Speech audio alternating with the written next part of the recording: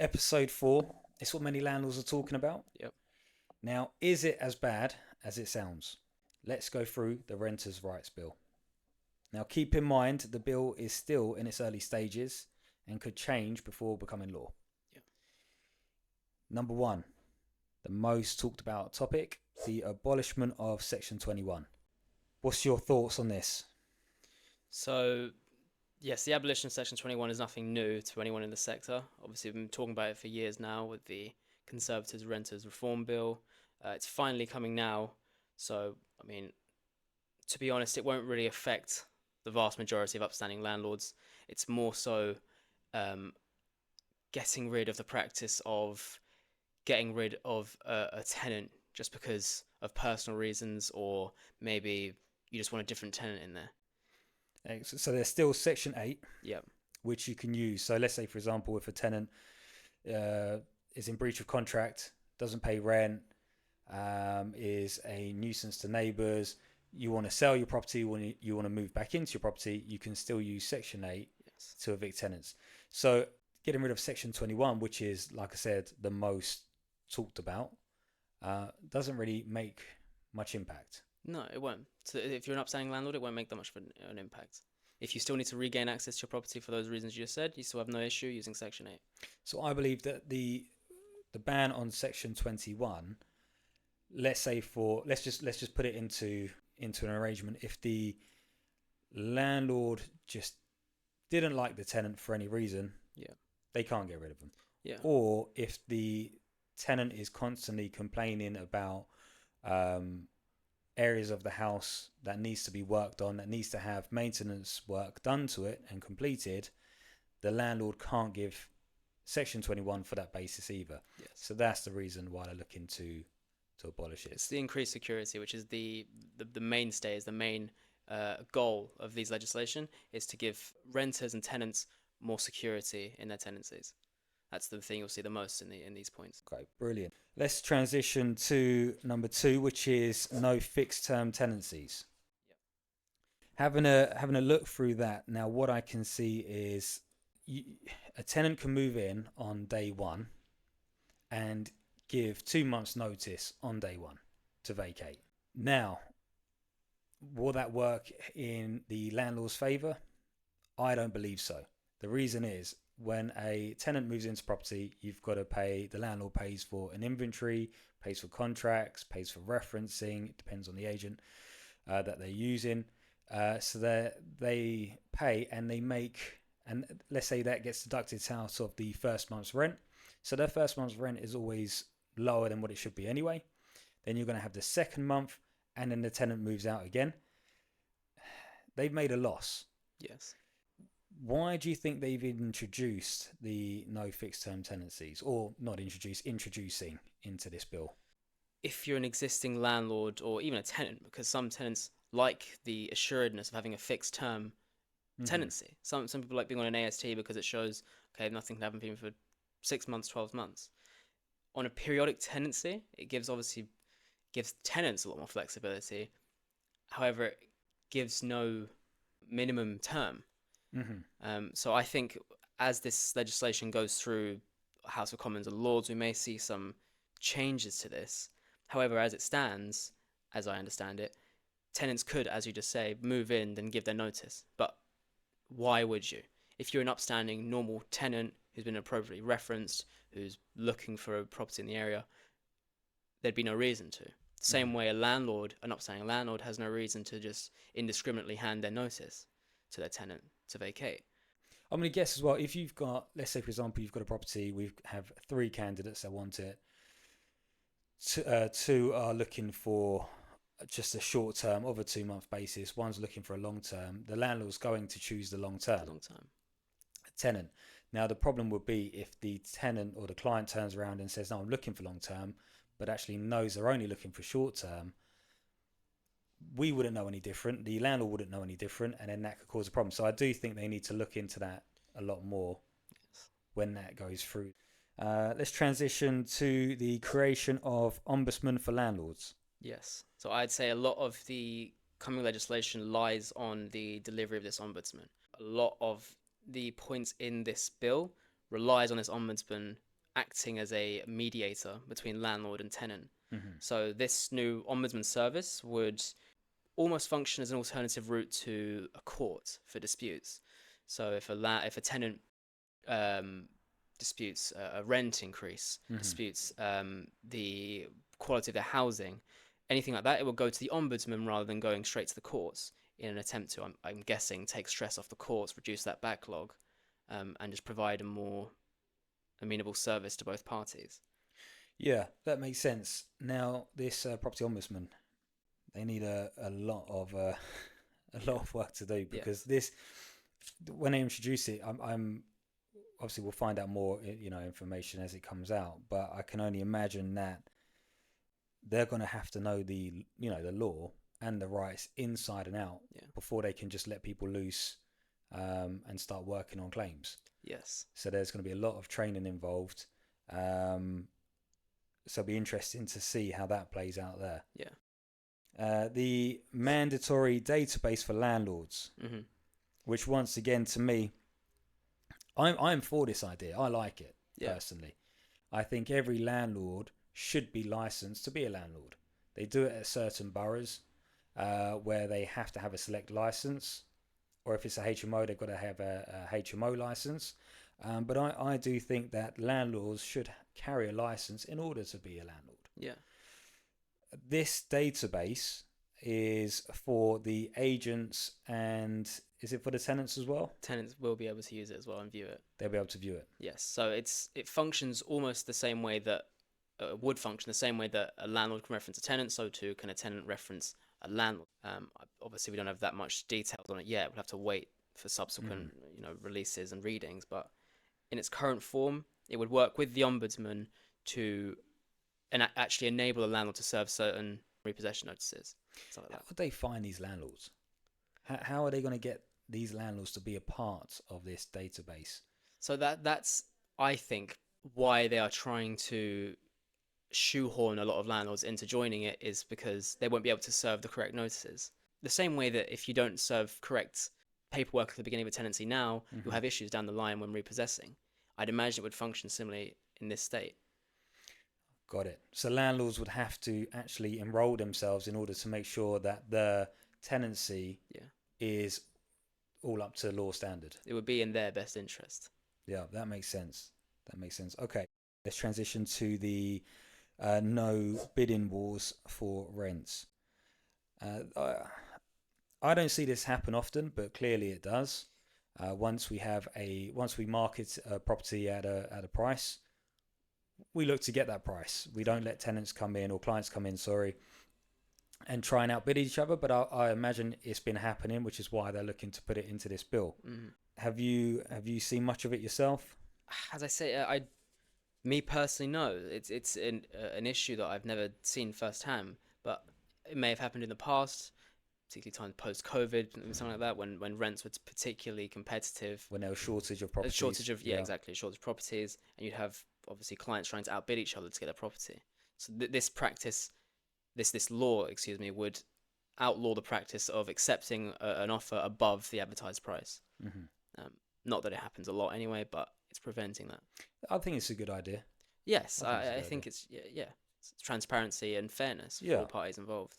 The 12-month protected tenancies. Yes.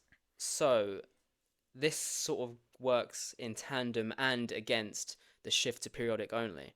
So obviously no more ASTs. This 12-month protected tenancy period would function by tenants having essentially a secured tenancy, in the sense that the landlord cannot serve notice for repossession if they intend to move back into the property or sell it. So once a tenant is in, they would have 12 months where, unless they break the terms of the contract, they can't be evicted if the landlord wants to sell it. So let me get this straight. So a tenant can move in day one, serve notice, and move out after 2 months, but a landlord can't do anything for 12 months. No, not when it comes to regaining the access for selling or moving in. So Got it. That's obviously they're trying to rebalance the powers and bring it more in line. However, this, from where I'm sitting, looks more so in favor of the tenant rather than the landlord. Yeah, I So believe you've so. really got to be careful in the client you're putting in the property. So referencing is a must, Is a must. and is an extra stress placed on it after this legislation becomes law. Yeah, absolutely. Banning of turning away clients with children or universal credits. Once again, I mean, I've been in the industry for many years. We've never turned them away anyway. So to me, but I'm guessing it happens.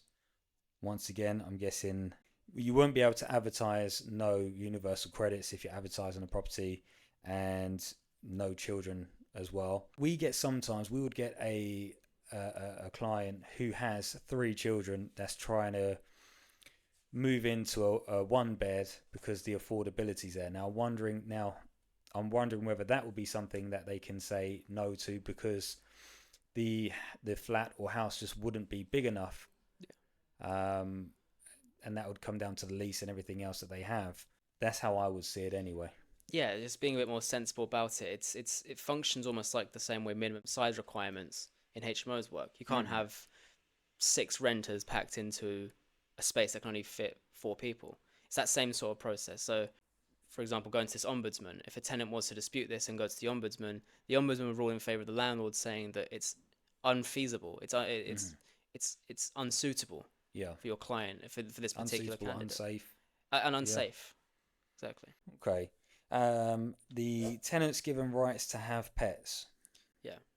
So this is, again, you're seeing this change more and more. We've seen this over the last few years anyway. Yeah, I've heard for the past couple of years that this is going to be coming into effect. So tenants can request to have a pet in their property. The landlord cannot unreasonably object to it.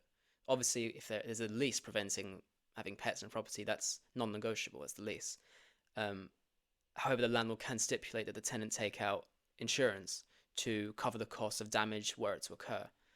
Again, it's just being a bit more suitable, going back and forth between landlord and tenant to find an amenable path. And if the tenant refuses to take out insurance, does that give the landlord the right to say no because you're not taking out insurance? Yes, I mean, you could stipulate it on the contract. You could put on the contract that were you to have a pet in the property, it needs to be insured. And I'm sure, depending on how valid the contract is, you could then take that to court or the ombudsman, saying that it's a clear breach of the contract and potentially seek repossession notices and stuff like that. Yeah. Let's transition to tenants can contest rent reviews. Yes. Now, I like that one. Don't get me wrong. I think a rent review is needed. It needs to be with the current market value. I have seen some landlords come forward and try and put down a £500 rent increase. Yeah. We have to educate and say, look, you can't really do that. You can, but it's unethical. It's completely unethical. You can't really do that. So I think that the tenants can contest the rent reviews is a good idea. I would imagine it's the same thing as the property ombudsman. It goes towards there. Yes. They either agree or disagree. Yeah.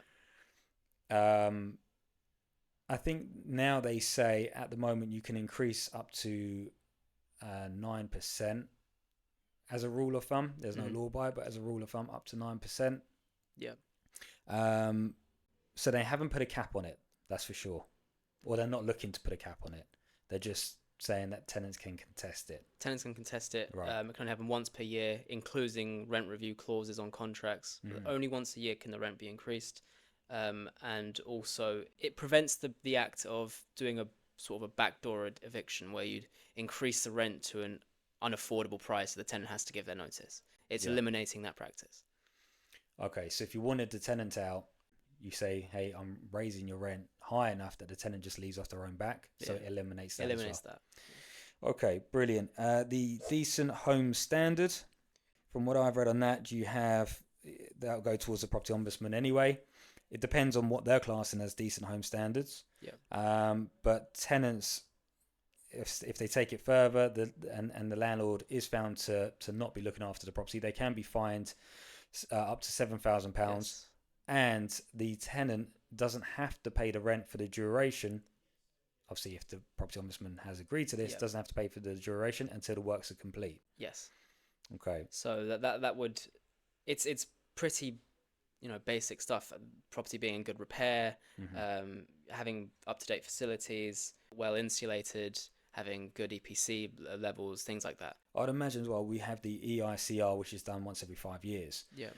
And I mean, we educate our landlords, but I know some landlords won't get the works done. It fails, they won't get it done. Yeah. They kind of just bypass it. I would imagine that's part of it as well, that Yeah. there would have to be, works would have to be completed and they'd have to be done Yeah. in 'cause order for this to the go property through. would be viewed as a hazard, Yeah.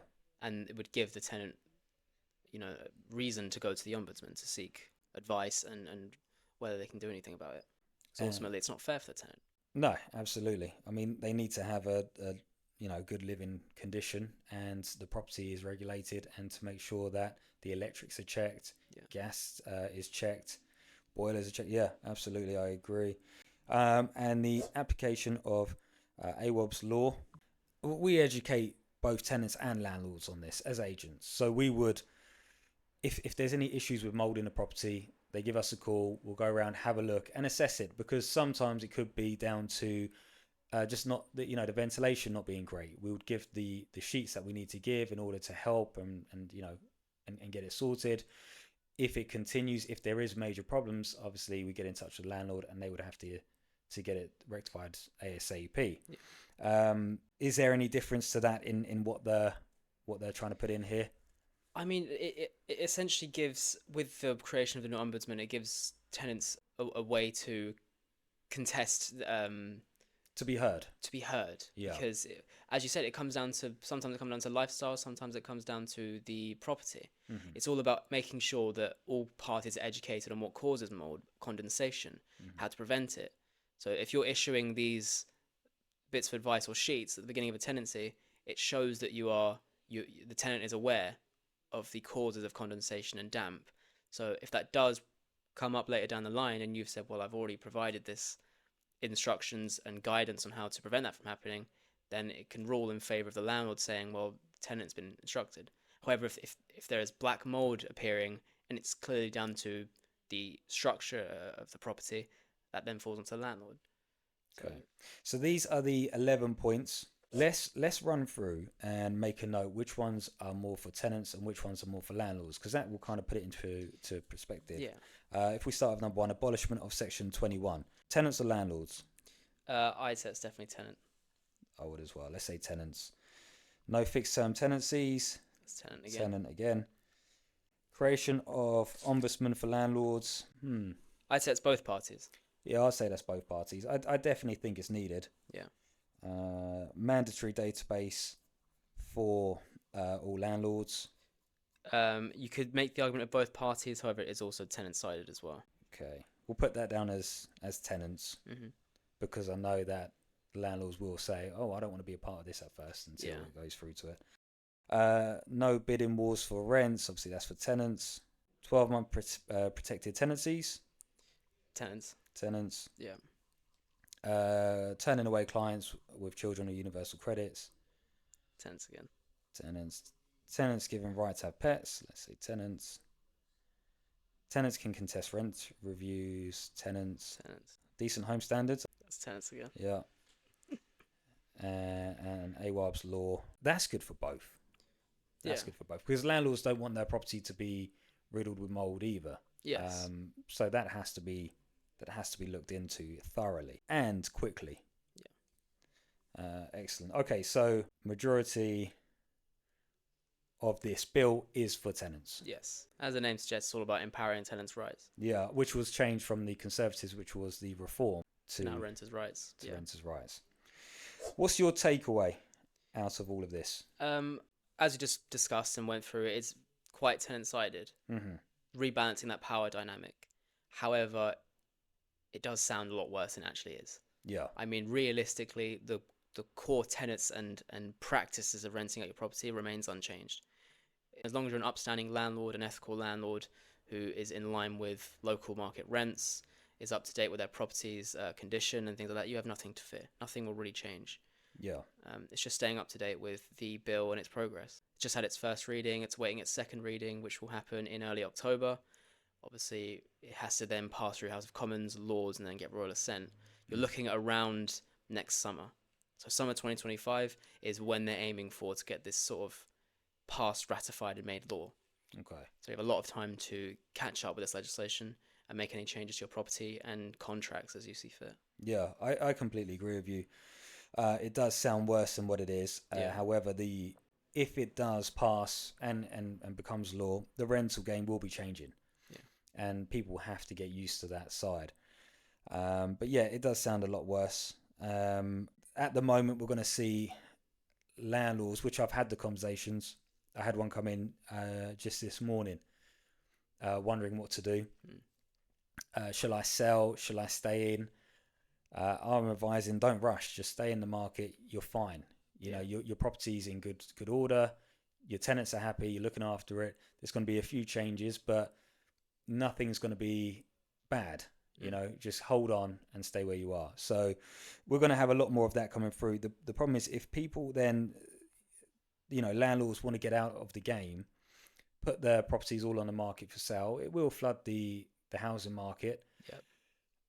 And plus it will cause a shortage of rental properties. Thus being the rental properties will go higher, supply and demand. Yes. Which, even though this is all for tenants, well, I say all for tenants, majority for tenants, that part they hadn't thought about, because now the rents will be a lot higher than what they would be. Yes, I mean, there will be an imbalance in the market, but it will slowly find its course back again, and it will be a short term, same. and then it'll go back to its I'm equilibrium. I'm with you. And then obviously we don't want to forget, it hasn't been announced yet, but the increase of CGT. Yeah. Now they are going to be discussing that in the budget next month. Autumn budget, which will be the 30th of October. 30th of October. So they will be discussing that. So obviously if landlords are looking to sell their properties and they know about there could be an increase on CGT, they're going to try and do it now. Yeah. Because obviously you do it later on, if it does come in, they will be paying higher CGT, unfortunately. And also looking more short term in the market, you also have the interest rates, which will be looked again at the 19th of September. Yeah. So whether it will remain, go down, go up, will be addressed then. That'll be interesting to see. My recommendation at the moment would be to, if you haven't already, appoint a managing agent, because they will have, you know, all of the documents are done thoroughly through solicitors and made sure everything is correct. So that would be something that I would suggest to landlords who are, let's say that this is about, you know, clearly there are some parts in here that we haven't dealt with, but they're clearly seeing it, which is why they're bringing this in. So I would say, you know, get yourself a managing agent, make sure as a landlord you've got everything in the correct order. Moving forward, because if this does pass and come into law, there's going to be a whole nother headache if you haven't done anything right. Exactly. Yeah. You want to have the best advice in your ear at all times. Absolutely. Excellent. Okay. Well, let's wrap this up for today. Yep. And we'll do it again soon. Yeah. So that's all for today's episode. As always, let us know your thoughts in the comments below. If you did enjoy this video, remember to like and subscribe to the channel to see more from us in the future.